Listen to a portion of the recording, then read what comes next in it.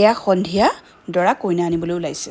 ঘৰত নীতি নিয়মখিনি শেষ কৰি মাক দেউতাকক সেৱা জনাই আশীৰ্বাদ ল'বলৈ ভকতৰ ওচৰত বহিলগৈ। আমিবোৰো সাজি কাচি সাজু হ'লোঁ বৰযাত্ৰী হ'বৰ বাবে।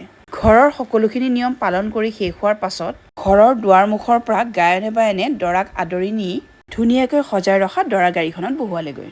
আমিবোৰো সাজু হৈ নিজ নিজ গাড়ীত বহিলোগৈ। সকলো বৰযাত্ৰী নিজ নিজ গাড়ীত উঠাৰ পাছত দৰাৰ গাড়ীখন সন্মুখত যাবলৈ দি বাকী সকলো যাত্ৰীয়ে নিজ নিজ গাড়ীলৈ সমদল কৰি কইনাৰ ঘৰলৈ আগবাঢ়িল।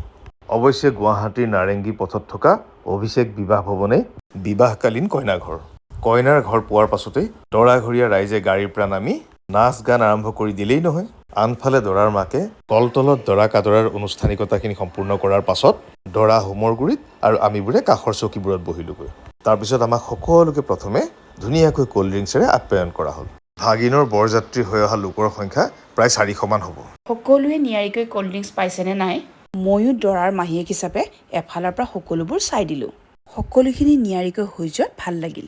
ইতিমধ্যে কইনাৰ দেউতাক আৰু দৰাই হোমৰ আগত বহি সম্প্ৰদানৰ কাম আৰম্ভ কৰিলে। এই সময়খিনিত আমিবোৰৰ বৰ বিশেষ কাম নথকাত ইফালে সিফালে ঘূৰি পকি ফটো মাৰি সময় পাৰ কৰিলোঁ।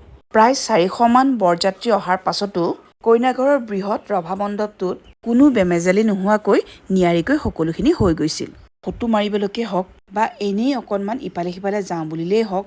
ৰভাঘৰখনত বহুতখিনি মুকলি ঠাইৰ ব্যৱস্থা কৰি ৰাখিছিল। আমাৰ ছোৱালীজনীয়েও সাজি কাচি আহি ইয়াত দুখনমান ফটো নামাৰিবনে? এনেকৈ ইফালে সিফালে ঘূৰি ফুৰি ৰাইজে সময় পাৰ কৰোঁতেই আনফালে আকৌ কইনা খোজাৰ সময় হ'লেই। আমি দৰাৰ খুৰাকৰ ল'ৰা ৰিংকুৰ সৈতে কইনাৰ ওচৰ পালোগৈ। কইনা খোজাৰ পৰ্বটোৱেও এটা বৰ দীঘলীয়া সময় ল'লে। বাৰু যি কি নহওক এটা সময়ত কইনা খোজাৰ পৰ্বটো শেষ হোৱাত কইনাক দৰা কাষলৈ উলিয়াই আনিলে। আৰু আৰম্ভ হ'ল হোমৰ জুইক সাক্ষী কৰি যুগ্ম জীৱন আৰম্ভ কৰাৰ পৰ্ব। ইতিমধ্যে নিশাৰ আহাৰো সাজু হৈ উঠাত বৰযাত্ৰীসকলক আহাৰ গ্ৰহণ কৰিবলৈ নিমন্ত্ৰণ জনালে। আমি সকলোৱে গৈ দিনৰ দৰে বিভিন্ন আইটেমেৰে সাজু কৰি থোৱা কইনাঘৰীয়া নিশাৰ আহাৰ গ্ৰহণ কৰিলোগৈ। এনেকৈ এটা সময়ত হোমৰ জুইক সাক্ষী কৰি হোৱা বিবাহ কাৰ্য সম্পন্ন হ'ল। তাৰ পিছতে কইনাৰ ঘৰত চাউলত আঙুঠি লুকুওৱা, জলপানৰ বাতি অদল বদল কৰা এই আনুষ্ঠানিকতাখিনিও সম্পন্ন হৈ গ'ল।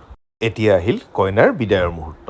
কইনাই দৰাৰ সৈতে মূল দুৱাৰেদি বাহিৰলৈ ওলাই আহি মূল মণ্ডপ পাৰ হৈ চিধাই আহি গাড়ীত বহিলহি। ইতিমধ্যে কইনাৰ লগত নিবলগীয়া ভাৰ ভেটিসমূহো আনি গাড়ীত ভৰোৱাহি হ'ল। এতিয়া আমি ইয়াৰ পৰা গুৱাহাটী ঘৰত নোসোমাই বাহিৰে বাহিৰে বিহালীৰ ঘৰলৈ যাত্ৰা কৰিম। তেন্তে বৰযাত্ৰীৰ যাত্ৰা বৰ্ণনা ইমানতে সামৰিলোঁ।